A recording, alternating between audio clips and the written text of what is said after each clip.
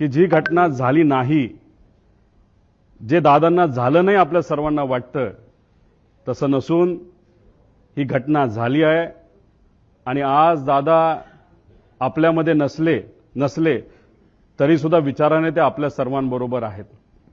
ते हे एक प्रेझेंटेशन इथं मी तुमच्या सर्वांसाठी केलेलं आहे।